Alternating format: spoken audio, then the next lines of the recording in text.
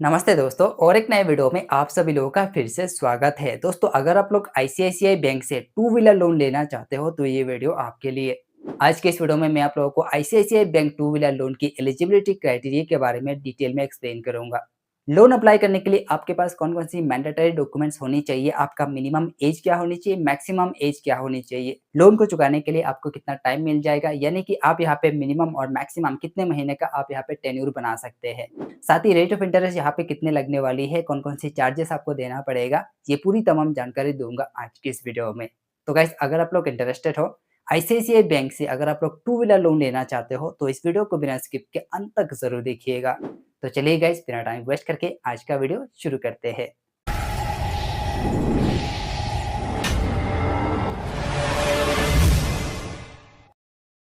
So friends अभी हम आ गए अपने स्क्रीन पे और यहाँ पे सबसे पहले हम बात करते हैं आईसीआईसीआई बैंक बाइक लोन के क्या क्या फीचर और बेनिफिट देखने को मिलता है। उसके बाद हम एक बार कैलकुलेट करके देखेंगे कि आपका एस्टिमेटेड मंथली ईएमआई कितना बन सकता है। और उसके बाद हम बात करेंगे एप्लीकेशन प्रोसेस की, किस तरह से आपको अप्लाई करना है, कहाँ से अप्लाई करना है। तो फीचर एंड बेनिफिट में सबसे पहले आपको देखने को मिलता है फ्लेक्सिबल ऑप्शन, जो कि ईएमआई टेन्योर के लिए है। तो यहाँ पे अगर आप लोग लोन वगैरह लेते हैं तो आप यहाँ पे मिनिमम 12 महीने से लेके मैक्सिमम आप यहाँ पे 36 महीने तक का टेन्योर बना सकते हैं। अब देखो गाइस यहाँ पे एक चीज़ बताना चाहता हूँ, अगर आप यहाँ पे लॉन्ग टाइम के लिए टेन्योर बनाएंगे तो आपको यहाँ पे इंटरेस्ट ज़्यादा पे करना पड़ सकता है। अगर आप यहाँ पे शॉर्ट टाइम के लिए बनाएंगे तो आपको यहाँ पे कम इंटरेस्ट देना पड़ सकता है।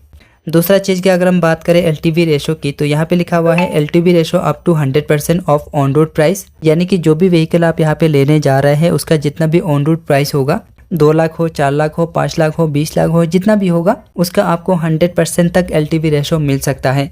लेकिन यहाँ पे देखिए जो एलटीवी रेशो होती है ना, ये भी बहुत सारे चीज़ों के ऊपर डिपेंड करता है। तो ये ज़रूरी नहीं है कि आपको 100% ही मिल जाएगा। अगर आपको 100% मिल जाता है तो बहुत बढ़िया है, अगर नहीं मिलता है तो जैसे कि आपको यहाँ पे 85% से लेकर 95% तक आपको एलटीवी रेशो मिल सकता है। अगर मान लीजिए आपको 85% यहाँ पे एलटीवी रेशो मिलता है तो बाकी का जो 15% जो अमाउंट होती है वो आपको देना पड़ेगा as a down payment.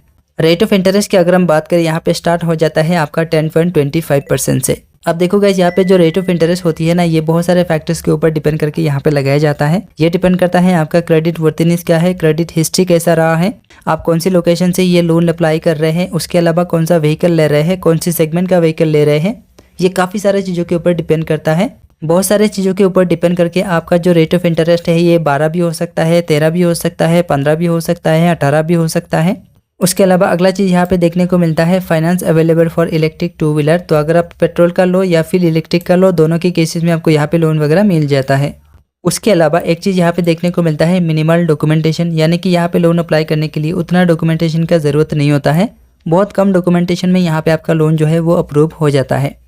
Eligibility criteria की अगर हम बात करें कौन कौन एलिजिबल है, किसको किसको लोन यहाँ पे मिल सकता है, तो सबसे पहले यहाँ पे लिखा हुआ है एज लिमिट। तो यहाँ पे देखिए अगर आपका मिनिमम एज यहाँ पे 21 ईयर्स है और मैक्सिमम यहाँ पे 65 ईयर्स है तो आप यहाँ पे पूरी तरह से एलिजिबल है, अप्लाई कर सकते हैं।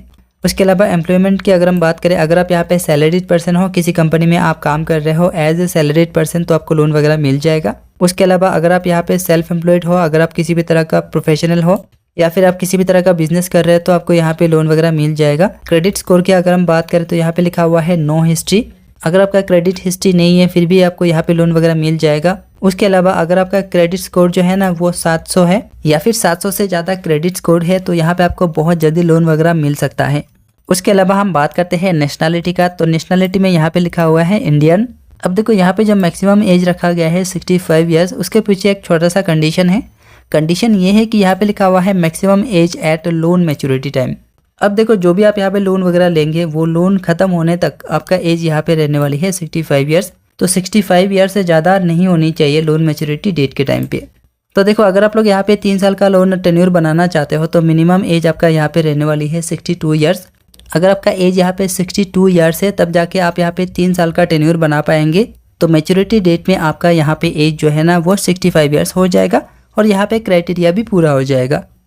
अभी हम बात करते हैं डॉक्यूमेंटेशन के बारे में। अगर आप लोग यहाँ पे टू व्हीलर लोन लेना चाहते हो तो कौन कौन सी डॉक्यूमेंट आपको यहाँ पे देना पड़ेगा, तो यहाँ पे लिखा हुआ है to apply for a two wheeler loan you need to provide the documents mention below. अगर आप यहाँ पे सैलरीड पर्सन हो या फिर सेल्फ एम्प्लॉयड पर्सन हो तो आपको यहाँ पे कौन कौन सी डॉक्यूमेंट सबमिट करना पड़ सकता है। तो यहाँ पे लिखा हुआ है डॉक्यूमेंट। सबसे पहले यहाँ पे लिखा हुआ है एप्लीकेशन फॉर्म। तो एप्लीकेशन फॉर्म जो है ना दोनों के लिए मैंडेटरी है, दोनों को फिल करके देना होगा। उसके अलावा केवाईसी डॉक्यूमेंट की अगर हम बात करें तो यहाँ पे देखिए फोटोग्राफ हो गया, आइडेंटिटी प्रूफ हो गया, एड्रेस प्रूफ हो गया, एज प्रूफ हो गया, बैंक स्टेटमेंट हो गया। तो दोनों के लिए ये सारे मैंडेटरी है। अगर आप यहाँ पे सैलरीड पर्सन हो तो भी ये सारे डॉक्यूमेंट आपको देना पड़ सकता है। अगर आप यहाँ पे सेल्फ एम्प्लॉयड प्रोफेशनल हो तो भी आपको यहाँ पे ये सारी चीज़ें देना पड़ सकता है। फोटोग्राफ की अगर हम बात करें तो recent passport size photo 2 copy से लेकर 4 कॉपी तक यहाँ पे लग सकता है। आइडेंटिटी प्रूफ की अगर हम बात करें तो जैसे कि पासपोर्ट हो गया, डीएल हो गया, पैन कार्ड हो गया, इस तरह का चीज़ें आप दे सकते हैं। एड्रेस प्रूफ की अगर हम बात करें जैसे कि राशन कार्ड हो गया, बैंक स्टेटमेंट हो गया, उसके अलावा आपका जो वोटर आईडी है, इस तरह का चीज़ें आप दे सकते हैं। इलेक्ट्रिसिटी बिल भी आप दे सकते हैं एड्रेस प्रूफ के लिए। एज प्रूफ की अगर हम बात करें, अगर आपके पास बर्थ सर्टिफिकेट है तो आप दे सकते हैं, अदरवाइज पैन कार्ड देंगे तो भी चल जाएगा, साथ ही आप आधार कार्ड देंगे तो भी चल जाएगा। उसके अलावा बैंक स्टेटमेंट यहाँ पे आपको देना पड़ेगा। बैंक स्टेटमेंट अगर आप यहाँ पे सैलरीड पर्सन हो तो यहाँ पे देखिए लास्ट 3 महीने से लेकर 6 महीने तक का स्टेटमेंट देना पड़ सकता है। सिग्नेचर वेरिफिकेशन प्रूफ आपको देना पड़ेगा। अभी हम बात करते हैं इनकम प्रूफ के लिए। तो इनकम प्रूफ के लिए अगर आप यहाँ पे सैलरीड पर्सन हो तो आपको यहाँ पे देना है लेटेस्ट सैलरी स्लिप और यहाँ पे फॉर्म 16 को भर के। सेल्फ एम्प्लॉयड प्रोफेशनल के लिए आपको यहाँ पे देना पड़ेगा ITR रिटर्न का कॉपी, लेटेस्ट जो कॉपी होगा वो आपको देना पड़ेगा। अदर डॉक्यूमेंटेशन की अगर हम बात करें, देखिए बिजनेस प्रूफ की अगर हम बात करें तो यहाँ पे लिखा हुआ है business stability proof, ownership proof. तो यहाँ पे बिजनेस स्टेबिलिटी प्रूफ या फिर ओनरशिप प्रूफ आपको देना पड़ेगा। ओनरशिप प्रूफ में जैसे कि आपका बिजनेस रिलेटेड डॉक्यूमेंट आपको देना पड़ेगा। उसके अलावा अगर आप यहाँ पे सैलरीड पर्सन हो तो यहाँ पे आपको देना पड़ेगा एम्प्लॉयमेंट स्टेबिलिटी प्रूफ। देखिए एम्प्लॉयमेंट स्टेबिलिटी प्रूफ में जब मोस्टली क्या होता है कि अगर आपका 1-2 साल का एक्सपीरियंस है, जैसे कि 1 साल से आप काम कर रहे हैं या फिर 2 साल से आप काम कर रहे हैं किसी कंपनी में, तो आप यहाँ पे पूरी तरह से एलिजिबल है, आप कंपनी से डॉक्यूमेंट वगैरह ला के दे सकते हैं। तो ऐसे में आपका यहाँ पे डॉक्यूमेंटेशन का क्राइटेरिया पूरा हो जाएगा। अभी हम बात करते हैं मैक्सिमम आपको यहाँ पे कितने लोन अमाउंट मिल सकता है। देखिए मैक्सिमम की अगर हम बात करें तो ICICI बैंक की ओर से 30 लाख तक का आपको यहाँ पे मैक्सिमम लोन यहाँ पे मिल सकता है।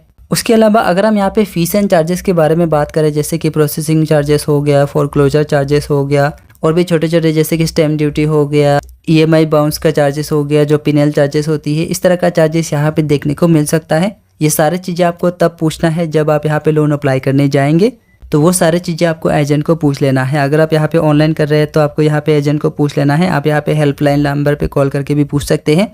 अदरवाइज अगर आप लोग यहाँ पे ब्रांच विजिट करके अप्लाई कर रहे हैं तो वहाँ पे जो भी रिप्रेजेंटेटिव होंगे उनसे आप डायरेक्टली बात करके आप पूछ सकते हैं। चलिए अभी हम यहाँ पे एक बार कैलकुलेट करके देखते हैं कि आपका मंथली एस्टिमेटेड EMI कितना बन सकता है। सो फ्रेंड्स, अभी हमने यहाँ पे कैलकुलेटर ओपन कर लिया है और सबसे पहले हम एक बार कैलकुलेट करके देखते हैं। तो फॉर एन एग्जांपल, जो भी आप यहाँ पे बाइक ले रहे हैं उसका ऑन रोड प्राइस कुल मिला के अगर यहाँ पे 3 लाख का होता है, 3 लाख हमने पकड़ लिया है, और अगर आपको LTV रेशो मिल जाता है 95%, तो यहाँ पे हम इसको डायरेक्टली 95% करेंगे। तो यहाँ पे देखिए आपका लोन अमाउंट आता है 2,85,000।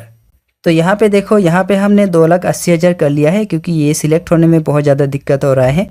ये मैं आप लोगों को एस्टिमेटेड कैलकुलेट करके दिखा रहा हूँ। ये जो अमाउंट है आपके सिचुएशन में ये कम ज़्यादा भी हो सकता है। और यहाँ पे रेट ऑफ इंटरेस्ट हमने 13 पकड़ा है। ये ज़रूरी नहीं है कि आपका 13 हो जाएगा, आपका कम भी हो सकता है, ज़्यादा भी हो सकता है। तो इसीलिए मैंने यहाँ पे एस्टिमेटेड पकड़ा है। और मैक्सिमम टेन्योर जैसे कि मैंने आपको पहले ही बता दिया है कि आप मैक्सिमम 36 महीने का बना सकते हैं। तो यहाँ पे हमने 3 साल को पकड़ लिया है। तो अगर आपका लोन अमाउंट यहाँ पे 2,80,000 होता है और यहाँ पे रेट ऑफ इंटरेस्ट 13 लगाया जाता है, और अगर आप यहाँ पे 3 साल का यहाँ पे टेन्योर बनाते हो तो आपका मंथली EMI आता है 9,100 यहाँ पे 67 रुपीज़। टोटल जो इंटरेस्ट आप यहाँ पे करेंगे, ये पे करेंगे आप यहाँ पे 50,000 रुपया, और कुल मिला के आपको यहाँ पे देना पड़ेगा 3,30,000 रुपया।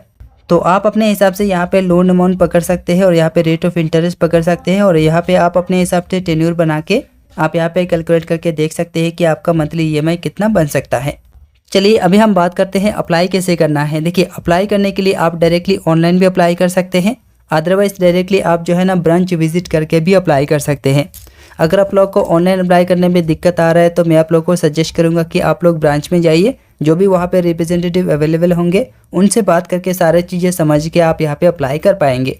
फिर भी अगर आप लोग यहाँ पे ऑनलाइन अप्लाई करना चाहते हैं तो ऑनलाइन अप्लाई करने का जो डायरेक्ट लिंक है वो मैं डाल दूंगा टेलीग्राम पे, और जो टेलीग्राम का लिंक है वो मैं डाल दूंगा इस वीडियो के नीचे डिस्क्रिप्शन में।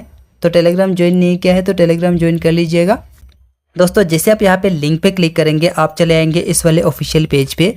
यहाँ पे आने के बाद करना क्या है, थोड़ा सा नीचे आना है, स्क्रॉल करके नीचे आएंगे। सबसे पहले यहाँ पे आपको लोन अमाउंट डालना है। उसके बाद क्या करना है, नीचे यहाँ पे टर्म्स एंड कंडीशन को एक्सेप्ट करना है। एक्सेप्ट करने के बाद यहाँ पे लिखा हुआ आ जाएगा लेट्स गेट स्टार्टेड। अब यहाँ पे क्लिक करके आगे का प्रोसीड कंप्लीट करके आप यहाँ पे लोन वगैरह अप्लाई कर पाएंगे। देखो गाइस, अगेन मैं आप लोगों को यहाँ पे बता रहा हूँ, अगर आप लोगों को ऑनलाइन अप्लाई करने में दिक्कत होता है तो आप लोग ब्रांच विजिट करके ऑफलाइन अप्लाई करें। अगर आप लोग को यहाँ पे प्रॉपरली प्रोसेस मालूम नहीं होता है तो आप ऑनलाइन मत अप्लाई कीजिएगा, ऑफलाइन जाके अप्लाई कीजिएगा, आपके लिए बेनिफिशियल हो सकता है। सो आई होप आपको समझ में आ गया होगा। मैंने आप लोगों को सारी चीज़ें डिटेल में बता दिया है, ICICI टू व्हीलर लोन के बारे में एक्सप्लेन कर दिया है। गाइस, आज का ये वीडियो, आज का ये इन्फॉर्मेशन कैसा लगा मुझे कमेंट करके जरूर बताइए। वीडियो अगर आप लोगों को अच्छी लगी है, हेल्पफुल लगी है तो इस वीडियो को जाते जाते एक लाइक कर दीजिएगा। चैनल पर नए हो, अभी तक सब्सक्राइब नहीं किया है तो चैनल को भी सब्सक्राइब कर दीजिएगा। सो गाइस, आज के लिए बस इतना ही, मिलते हैं अगले वीडियो में।